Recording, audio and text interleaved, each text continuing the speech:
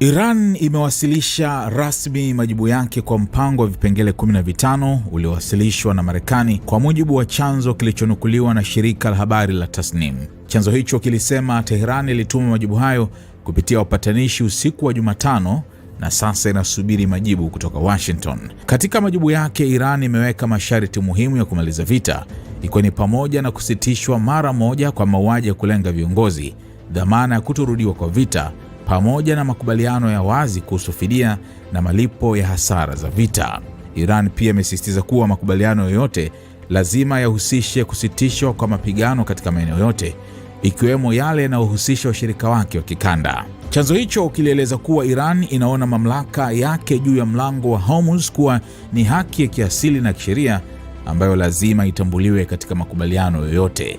Kwa mujibu wa taarifa hiyo, masharti hayo ni tofauti na madai yaliyotolewa katika mazungumzo ya nyuklia yaliyofanyika Geneva siku chache kabla ya kuanza kwa vita vya sasa. Chanzo hicho pia kilionyesha kutokuwa na imani na nia ya Marekani, ikieleza madai ya Washington kuhusu mazungumzo kuwa ni udanganyifu wa tatu.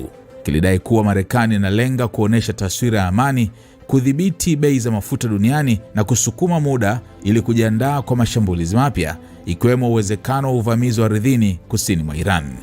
Chanzo kiliongeza kuwa Iran imepoteza imani na ahadi za Marekani, kikitaja matukio ya awali ambapo mashambulizi ya kijeshi yalifanyika wakati mazungumzo yakiendelea.